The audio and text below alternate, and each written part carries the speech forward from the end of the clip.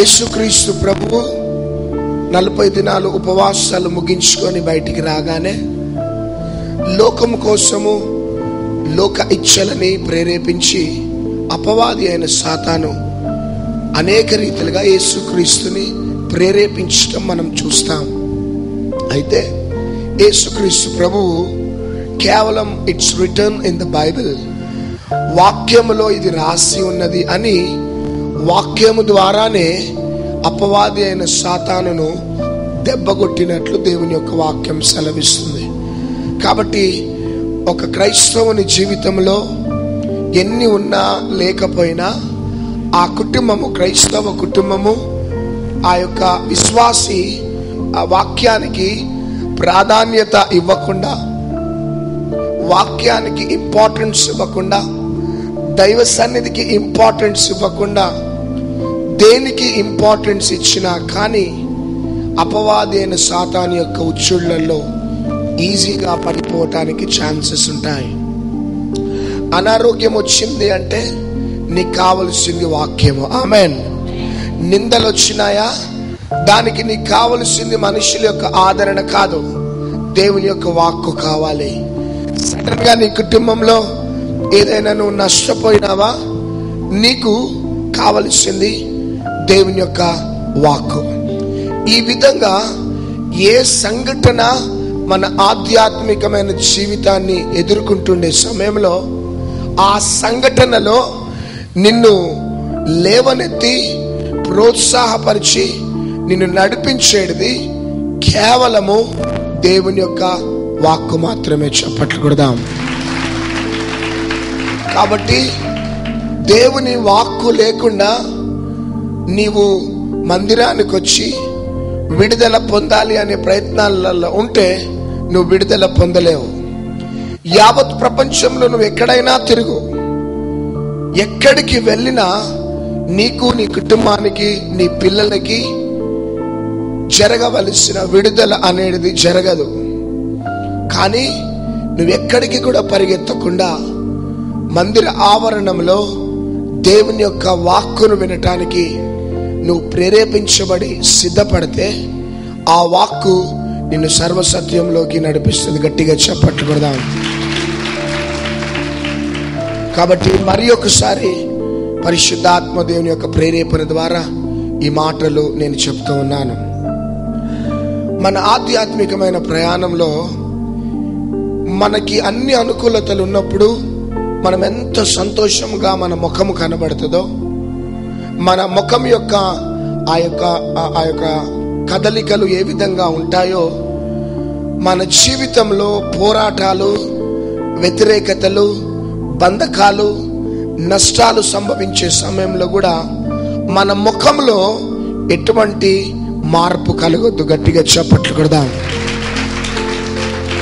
ఒక రియల్ బిలీవర్కు ఉన్న లక్షణం ఏంటిది అంటే, అనుకూలతలు ఉన్నప్పుడు, ప్రజలు సహకరించే సమయంలో, ప్రజలు ప్రోత్సాహపరిచే సమయంలో, ప్రజలు అన్ని విధాలుగా మాట వినే సమయంలో, ఆర్థికంగా, మానసికంగా, ఉద్యోగపరంగా ప్రతి దాంట్లో అనుకూలతలు ఉన్నప్పుడు ఒక బిలీవర్ యొక్క ముఖము ఎంతగానో తేజస్సుతో సంతోషముగా ఉంటది. కానీ ఆ బిలీవర్ సడన్ గా నష్టపోయినాడంటే, సడన్ గా ఆ యొక్క విశ్వాసికి నష్టం జరిగింది, భయంకరమైన పోరాటము సంభవించింది, అడుగు తీసి అడుగు వేయలేని అనుభవంలో ఉన్నాడు. ఆ సమయంలో కూడా అనుకూలతలు ఉన్నప్పుడు ముఖములో ఎంత సంతోషంగా ఉన్నదో, ప్రతికూలమైన సమయంలో కూడా నీ ముఖంలో అదే విధంగా సంతోషం కనపడాలి. హగ్గాయి గ్రంథం 1వ అధ్యాయం 2వ వచనం. సమయం ఇంకా రాలేదు, మనం కట్టించుటకు సమయం ఇంకా రాలేదని ఈ జనులు చెప్పుచున్నారే. అందుకు యెహోవా వాక్కు ప్రత్యక్షమై ప్రవక్తయగు హగ్గయి ద్వారా సెలవిచ్చినదేమనగా, ఈ మందిరము పాడై ఉండగా మీరు సరంబి వేసిన ఇండ్లలో నివసించుటకు ఇది సమయమా? కాబట్టి సైన్యములకు అధిపతి యెహోవా సెలవిచ్చినదేమనగా, మీ ప్రవర్తనను గూర్చి ఆలోచించుకొనుడి.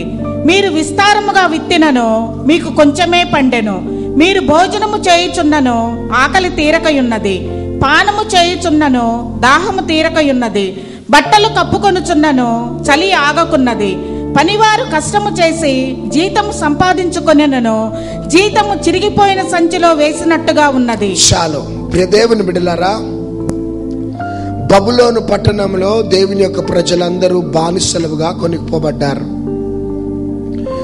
ఈ దేవుని యొక్క ప్రజలు దేవునికి ఆయాసకరంగా, దేవునికి దుఃఖకరంగా ప్రవర్తించే సమయంలో దేవుడు బబులోను పట్టణంలోకి 70 సంవత్సరాలు బానిసత్వంలోకి తీసుకొని వెళ్ళినట్లు దేవుని వాక్యం సెలవిస్తుంది. అయితే ఒకానొక దినమున దేవుడు హగ్గాయి ప్రవక్తను లేపుకొని దేవుని యొక్క ప్రజల దగ్గరికి పంపుతాడు.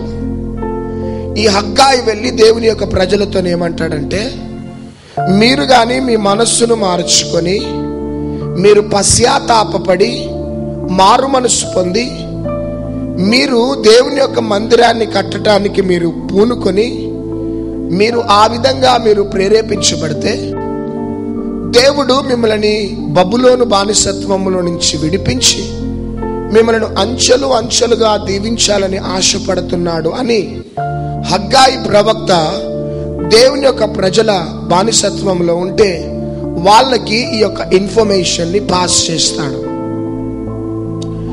అయితే ఈ యొక్క వార్త విన్న దేవుని యొక్క ప్రజలు బానిసత్వంలో ఉండి భయంకరంగా కన్నీరు కార్చుకుంటూ, ప్రభువా, ఈ బానిసత్వంలో మేము బ్రతకలేము నాయనా, మాకు విడుదలను కలుగచేయి ప్రభువా అని భయంకరంగా ఏడ్చుకుంటూ ప్రార్థన చేస్తారు.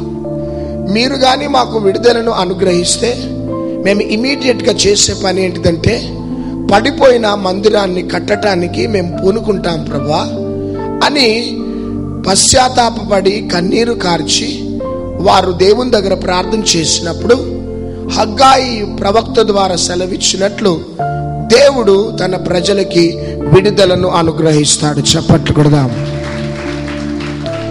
ఎప్పుడైతే బానిసత్వం నుంచి వాళ్ళు విడుదల పొంది ఇక హగ్గాయి దగ్గరికి వచ్చి అంటారు, హగ్గాయి, మేము నీకు సహకరిస్తాం, మనమందరము కలిసి యెహోవా మందిరాన్ని కట్టడానికి మనం పూనుకుందాం, మేమందరం కూడా నీకు సహకరిస్తాం హగ్గాయి, భయపడద్దు హగ్గాయి, మేమున్నాం కదా మీకు అని దేవుని ప్రజలందరూ కూడా హగ్గాయిని ఎంతగానో ప్రోత్సాహపరుస్తారు.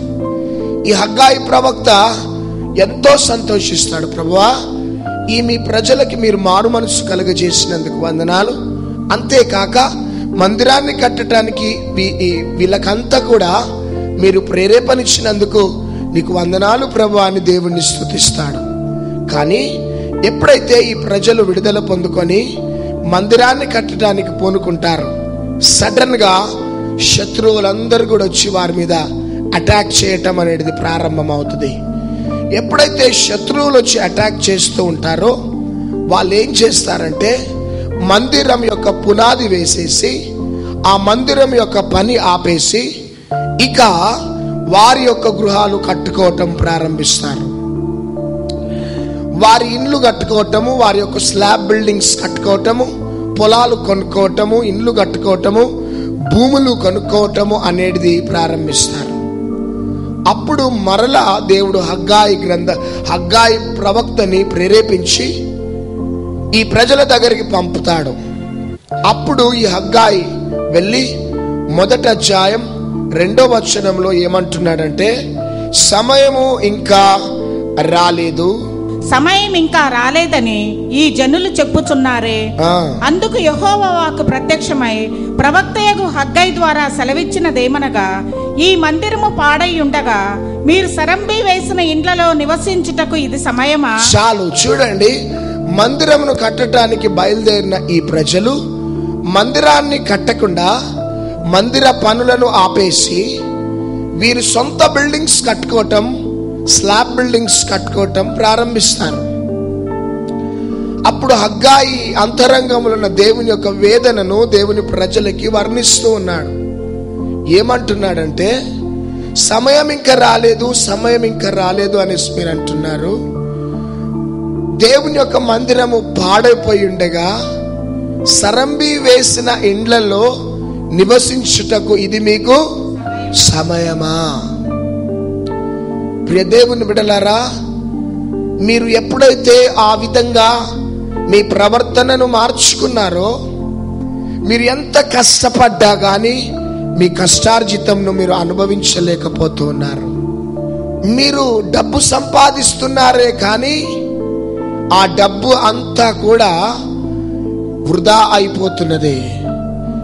నిజంగా మీ ప్రవర్తనను గురించి ఒకసారి ఆలోచించుకొనిడి అని ఏడ్చుకుంటూ హగ్గాయి ప్రవక్త దేవుని యొక్క ప్రజలతో మాట్లాడుతున్న మాటలే ఈ మాటలు. ప్రియ సహోదరి సహోదరుడా, హగ్గాయి కాలంలో, ఆదాము కాలంలో, మోషే కాలంలో, అపోస్తుల కాలంలో, అన్ని కాలాలలో అపవాది ద్వారా అటాక్ అయ్యే ఒక మేజర్ ప్రాబ్లం ఉంటున్నది. ఆ ప్రాబ్లం ఏంటిదంటే ఆసక్తి కోల్పోవటం. చప్పట్లు కొడదాం. హల్లెలూయా. అపవాది ఒక బిలీవర్ మీద ప్రయోగించే ఆయుధాలలో ఒక డేంజరస్ ఆయుధం ఏంటిదంటే నీ జీవితంలో ఆసక్తిని వాడు తొలగించేస్తాడు. ఆసక్తిని నీ జీవితంలో దూరం చేస్తాడు. ఇది అన్ని కాలంలో సేవకులకి, విశ్వాసులకి ప్రయోగించబడే అపవాది యొక్క ప్రయోగం. బానిసత్వంలో ఉన్నప్పుడు ఈ ప్రజలు ఏమన్నారంటే, మేము బయటికి వస్తే మాత్రము మందిరమును కట్టడానికి మేము పూనుకుంటామని ఆసక్తితో బయలుదేరినారు ఇశ్రాయేలీలు. కానీ బయటికి వచ్చిన తర్వాత, పునాది వేసిన తర్వాత, ఎప్పుడైతే శత్రువుల నుంచి వ్యతిరేకత ప్రారంభమైందో దేవుని యొక్క పనిని ఆపేసి వారి సొంత ఇండ్లు కట్టుకోవటం ప్రారంభించినారు. ప్రియ సహోదరి సహోదరుడా, అన్ని కాలములలో సార్వత్రిక సంఘానికి అపవాది ప్రయోగించే ఆయుధాలలో ఒక డేంజరస్ వెపన్ ఏంటిది అంటే నీ జీవితంలో వాడు మొదటిగా ఉన్న ఆసక్తిని తొలగిస్తాడు. హల్లెలూయా. మొదటిగా నువ్వు దేవుణ్ణి ఎంతగా ప్రేమించినావో రాను రాను నీ జీవితంలో ఆ ప్రేమ బలహీనమైపోతుంటది. మందిర కార్యక్రమాలలో దైవ సేవకునితో కలిసి, దైవ కార్యక్రమాలలో, మందిర కార్యక్రమాలలో, ప్రార్థనలలో, ఉపవాసాలలో నువ్వు ప్రారంభ దశలో దేవునికి, మందిరానికి, దైవ సేవకుడిని నువ్వు ఎంత ప్రేమించి నువ్వు ఆసక్తి చూపెట్టినావో అది ఏమైపోతుందంటే రాను రాను రాను రాను నీ జీవితంలో బలహీనమైపోతుంది. నువ్వెప్పుడైతే రాను రాను బలహీనమైపోతూ ఉంటావో, ప్రారంభంలో ఉన్న అనుభవము నీవు బలహీనుడు కావటమును బట్టి నీవు నామకార్థ క్రైస్తవుడుగా మారిపోతావు. నువ్వు ట్రెడిషనల్ బిలీవర్గా మారిపోతావు.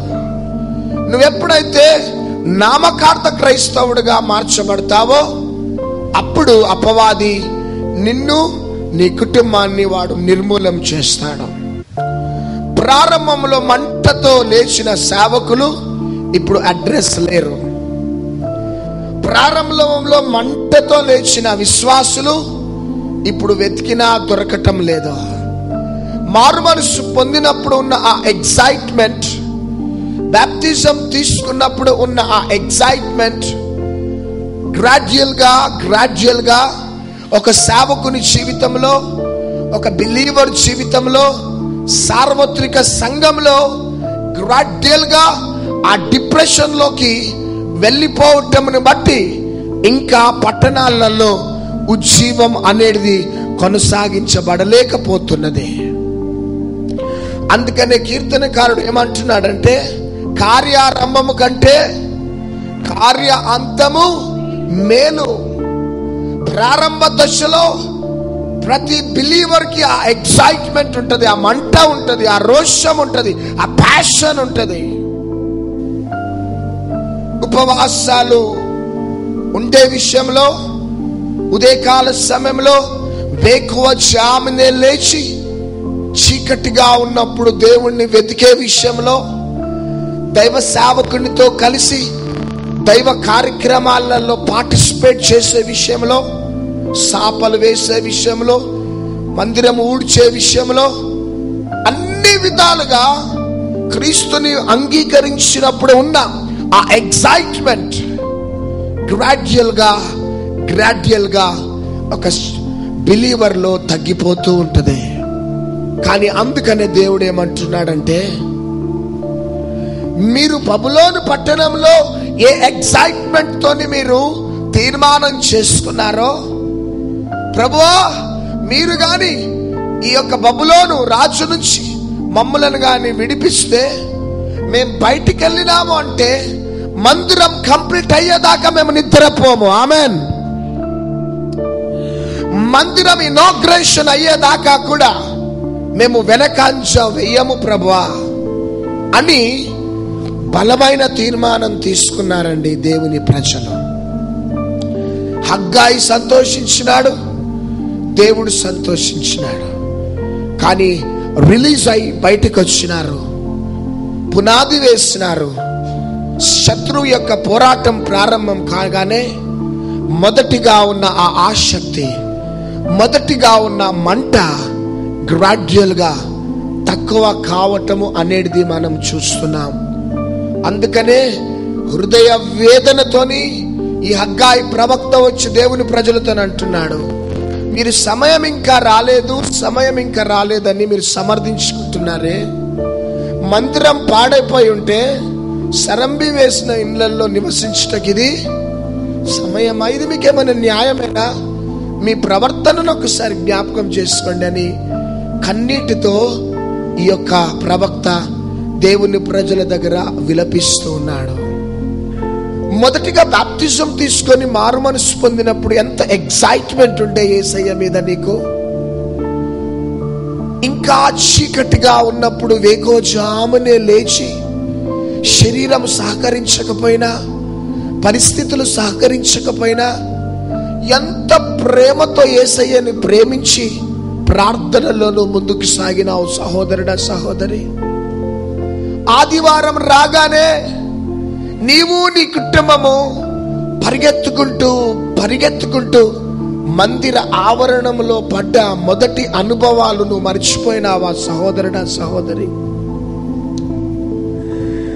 మందిరానికి వెళ్ళే సమయంలో చుట్టాలు వచ్చినా, రక్త సంబంధులు వచ్చినా, ఉద్యోగంలో లాస్ ఆఫ్ పే అయినా, నీవు అన్ని కూడా తెగించి త్యాగం చేసి దేవుణ్ణి ప్రేమించిన విధానమును మరి ఒకసారి జ్ఞాపకం చేసుకోమని పరిశుద్ధాత్మ దేవుడు ఈ ఉదయం నీతో మాట్లాడుతున్నాడు.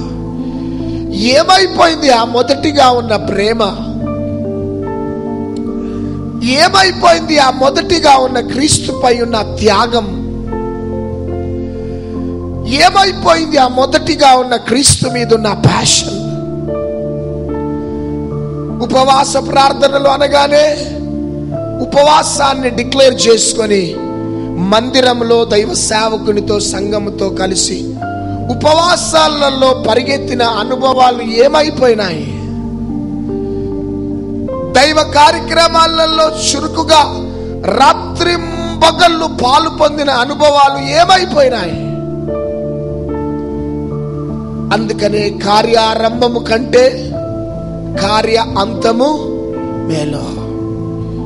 ఈ మాటలు వింటున్న సహోదరుడు, సహోదరి, ఒకవేళ నువ్వు సేవకునివి కావచ్చు, ఒక బిలీవర్వి కావచ్చు, నువ్వు ఎవరివైనా కావచ్చు, నీ ప్రవర్తన ఒకసారి ఆలోచించుకోమంటున్నాడు దేవుడు. మత్తయి సువార్త 25వ అధ్యాయం 19వ వచనంలో యజమానుడు బహుకాలము తర్వాత రాబోతున్నాడు. గట్టిగా చప్పట్లు కొడదాం. ఎప్పుడు వస్తున్నాడు? బహుకాలము తర్వాత యజమానుడు రాబోతున్నాడు. ఒక యజమానుడు దూరదేశం ప్రయాణమై వెళ్తూ ఒక వ్యక్తికి 5 తలాంతులు, ఒక వ్యక్తికి 2 తలాంతులు, ఒక వ్యక్తికి 1 తలాంతు ఇచ్చి, మీరు బిజినెస్ చేసుకోండి, మల్టిప్లై చేయండి, నేను దూరదేశం ప్రయాణమై మరలా నేను వస్తాను అని చెప్పి వెళ్ళిపోయినాడు. ఈ వ్యక్తి వెళ్ళి వారం రోజుల తర్వాత రాలే, నెల రోజుల తర్వాత రాలే, సంవత్సరం తర్వాత రాలేదు. కానీ ఎప్పుడొచ్చినాడు అంటే బహుకాలము తర్వాత వచ్చినాడు. చప్పట్లు కొడదాం. బహుకాలము తర్వాత ఆ ముగ్గురిని చెక్ చేస్తే ఒక వ్యక్తి మంచి బిజినెస్ చేసినాడు, రెండో వ్యక్తి మంచి బిజినెస్ చేసినాడు, మూడో వ్యక్తి మాత్రం సోమరిగా ఉండి తన యొక్క బిజినెస్ ని పక్కకు పెట్టేసినాడు. అప్పుడు దేవుడు ఆ యొక్క యజమానుడు ఏమంటున్నాడంటే, చెడ్డదాసుడా అనేసి అంటున్నాడు.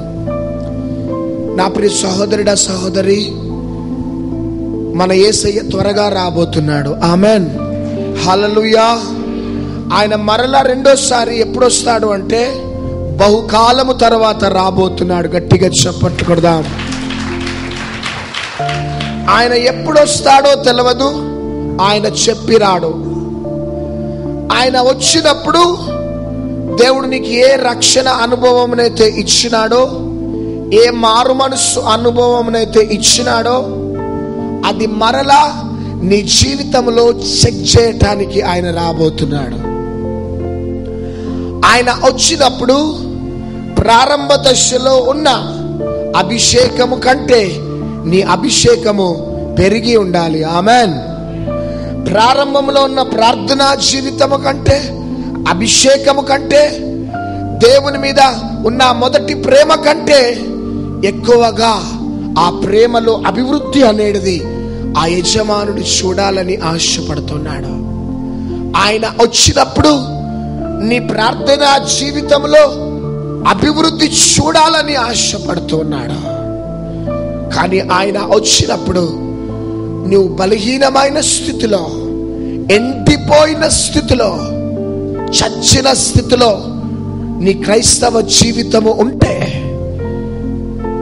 చెడ్డదాసుడా అని నీ మీద బ్లేమ్ వేస్తాడా? ఇది సేవకులకి, విశ్వాసులకి, అందరికీ కూడా వర్తించే వర్తమానం ఇదే. కాబట్టి నువ్వు అశ్రద్ధ వహించినావా, నిద్రమత్తులో ఉన్నావా, సోమరితనంలో బ్రతుకుతున్నావా, సమయం ఇంకా రాలేదు అని సరంబి వేసిన ఇళ్లలో నివసించుటకు ఇది సమయము కాదు. మెలకువ తెచ్చుకో సహోదరుడా. పెళ్లి కుమారుడైన యేసుక్రీస్తు ప్రభు మరలా రాబోతున్నాడు. చప్పట్లు కొడదాం. ఆయన వచ్చినప్పుడు చర్చ్ ఎట్లుండాలి అంటే, glorious church, not having spot or wrinkle but holy and without blemish. Amen. మచ్చ అయినను, కలంకమైనను, ముడత అయినను మరి ఏదియు లేక పరిశుద్ధముగా ఆయనకి అనుకూలంగా ఉండే సంఘము కోసం మరలా పెళ్లి కుమారుడైన యేసుక్రీస్తు ప్రభు రాబోతున్నాడు. చప్పట్లు కొడదాం.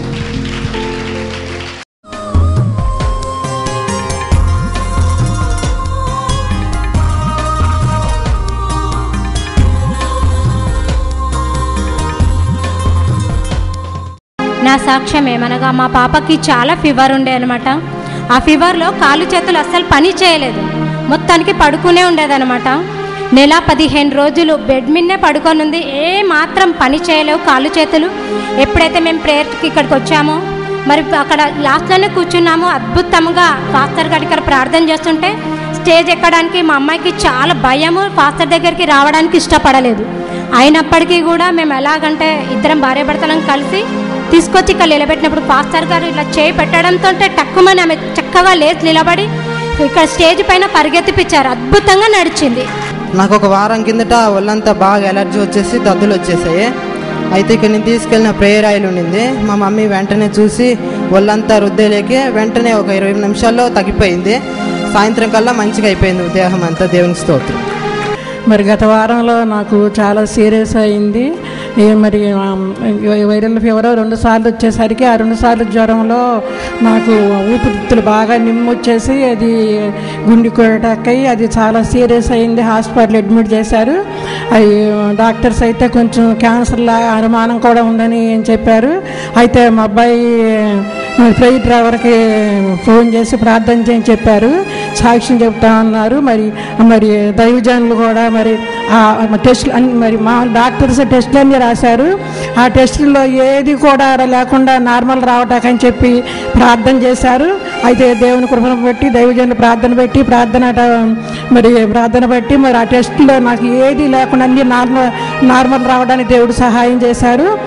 మేము కర్ణాటక నుంచి వచ్చాను. నేను షారోన్ సిస్టర్ గారికి, అయ్యగారికి వందనాలు. ఆగస్టు 29, 19 తారీఖు ఇక్కడ వచ్చాను. ఇక్కడ వచ్చిన తర్వాత ఇక్కడ నుంచి తీసుకెళ్ళిన ప్రేయర్ ఆయిల్ తీసుకెళ్ళి మా పక్కింటి వాళ్ళకు కిడ్నీ పక్కన గడ్డ ఉంది. అయితే వాళ్ళకి అసలు దేవుడి మీద నమ్మకం లేదు, చాలా పూజలు చేస్తున్నారు వాళ్ళు. కానీ దేవుడా నువ్వు ఎందుకో కానీ నేను వాళ్ళ ఇంటి దగ్గర సమయానికి వెళ్ళాను. వాళ్ళ ఇంట్లో చాలా మంది ఏడుస్తున్నారు. ఆయనకు ఆపరేషన్ చేస్తే కానీ ఆ గడ్డ నుంచి ప్రమాదం తప్పిపోదని చెప్పారు.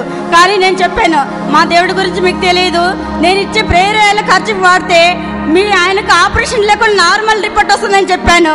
అలాగే కంటిన్యూ 10 రోజులు ఆయన వాడాడు. సెప్టెంబర్ 2వ తారీఖు లైవ్లో కూర్చోబెట్టాను.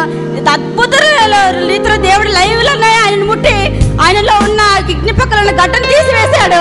3వ తారీఖున హాస్పిటల్కి ఆపరేషన్ కని వెళ్ళాడు. మొత్తం 2 లక్షల రూపాయలు ఖర్చు అవుతుందని చెప్పాడు. ఆపరేషన్కి అక్కడ వెళ్ళి మొత్తం రిపోర్ట్ అన్ని తిరగబడి అన్ని నార్మల్ రిపోర్ట్ వచ్చి వెళ్ళిన రోజు వాపస్ తిరిగి వచ్చాడు. కానీ దేవుడా ఆయన ఆపరేషన్ లేక నార్మల్ తిరిగి రావాలి, వాళ్ళ భార్యాభర్తలు ఇద్దరిని మహబూబ్ కాలేజ్ తీసుకొస్తానని మాట ఇచ్చాను. దేనికో నేను ప్రేయర్ చేసుకున్నా ఆ రోజు. కానీ నాతో పాటు వాళ్ళిద్దరు కాకుండా వాళ్ళతో పాటు 5 మంది నాతో ఈరోజు కర్ణాటక నుంచి నాతో బయలుదేరి వచ్చారు. నాన్న ఇక్కడ ప్రేయర్ కోసం తెలిసి కర్ణాటక నుంచి మా పక్కింటి వాళ్ళందరూ నాకు డబ్బులు ఇచ్చారు. వాళ్ళ కోసం ఇన్ని ఆయిల్ బాటిల్ తీసుకెళ్తున్నాను. దేవునికి వందనాలు, స్తోత్రాలు.